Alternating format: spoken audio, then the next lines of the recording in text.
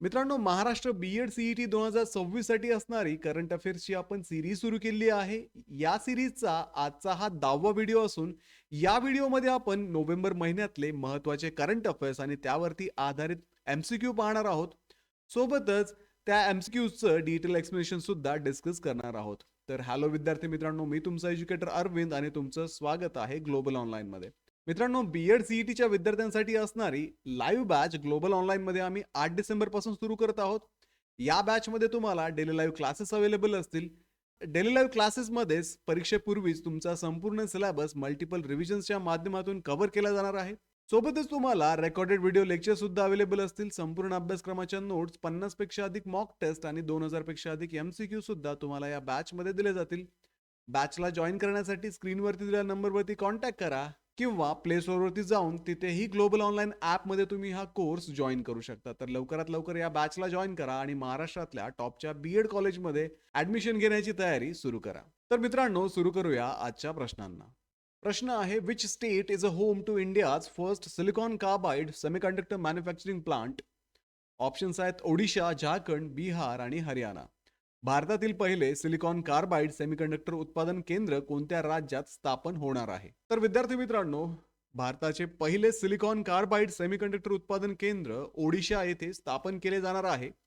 हा प्रकल्प सेमीकंडक्टर उद्योगाच्या वाढीस मदत करेल आणि राज्यात अधिक गुंतवणूक व रोजगाराच्या संधी निर्माण करेल. त्यामुळे या प्रश्नाचं योग्य उत्तर आहे ऑप्शन ए, ओडिशा.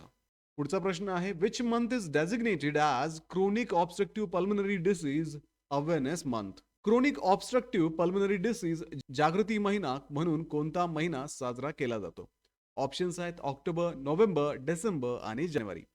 तर विद्यार्थी मित्रांनो, नोव्हेंबर महिना क्रोनिक ऑब्स्ट्रक्टिव्ह पल्मनरी डिसीज जागृती महिना म्हणून साजरा केला जातो. या महिन्यात सीओपीडी टाळण्यासाठी आणि लवकरच निदानासाठी जनजागृती करून मृत्यू आणि श्वासाच्या समस्यामध्ये घट करण्याचा प्रयत्न केला जातो. त्यामुळे या प्रश्नाचं योग्य उत्तर आहे ऑप्शन बी, नोव्हेंबर. पुढचा प्रश्न आहे, where was the 18th urban mobility India conference and exhibition 2025 organised? 18वे अर्बन मोबिलिटी इंडिया परिषद व प्रदर्शन 2025 कुठे आयोजित करण्यात आले? तर विद्यार्थी मित्रांनो, 18व अर्बन मोबिलिटी इंडिया परिषद व प्रदर्शन 2025 गुरुग्राम, हरियाणा येथे आयोजित करण्यात आले. या कार्यक्रमाचा उद्देश शहर आणि वाहतूक यांचे एकत्रित नियोजन करून शहरी वाहतूक अधिक शाश्वत आणि लोकाभिमुख बनवणे हा होता.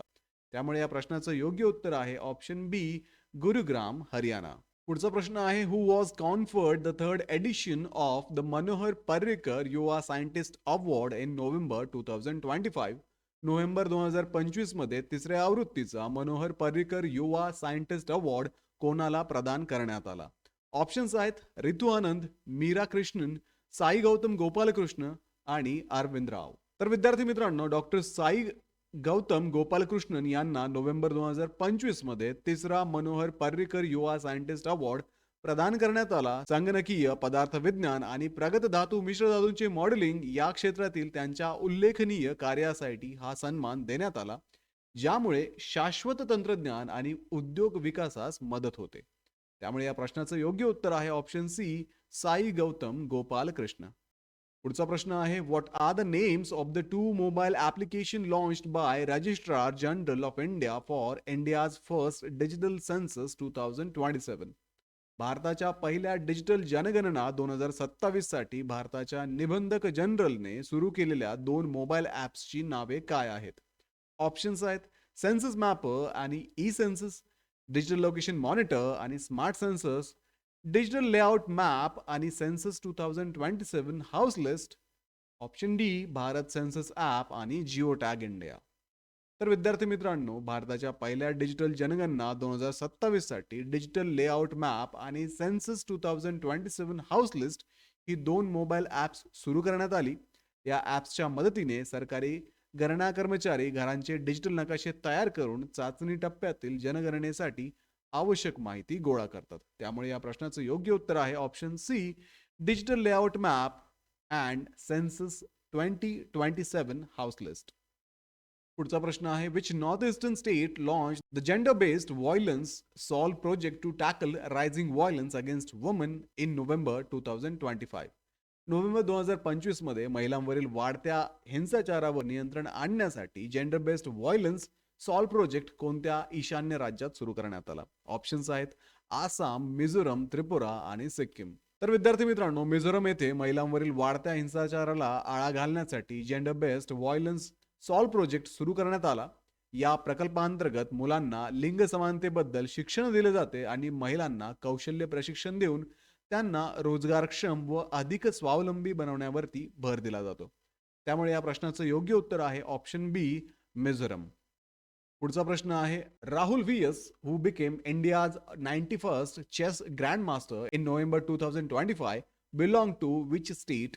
नोव्हेंबर 2025 मध्ये भारताचा 91वा बुद्धिबळ ग्रँड मास्टर झालेला राहुल व्हीएस कोणत्या राज्याचा आहे? ऑप्शन्स आहेत कर्नाटका, तामिळनाडू, केरला आणि महाराष्ट्र. तर विद्यार्थी मित्रांनो, राहुल व्हीएस जो नोव्हेंबर 2025 मध्ये भारताचा 91वा बुद्धिबळ ग्रँड मास्टर झाला, हा तामिळनाडूचा आहे. चेन्नई येथील 21 वर्षाचा हा खेळाडू 6वी एशियन इंडिव्हिज्युअल चेस चॅम्पियनशिप जिंकल्यानंतर त्याने ग्रँड मास्टर हा किताब मिळवला. त्यामुळे या प्रश्नाचं योग्य उत्तर आहे ऑप्शन बी, तामिळनाडू. पुढचा प्रश्न आहे, where was the international conference on the urban cooperative credit sector that is co-op Kumbh 2025 held?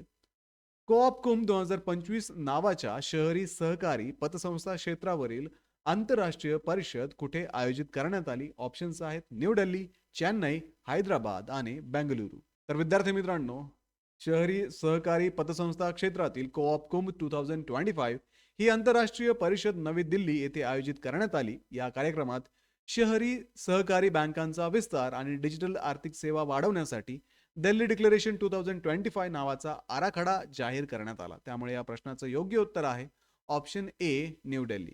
पुढचा प्रश्न आहे, ग्रेटर फ्लेमिंगो सँच्युरी is located in which state?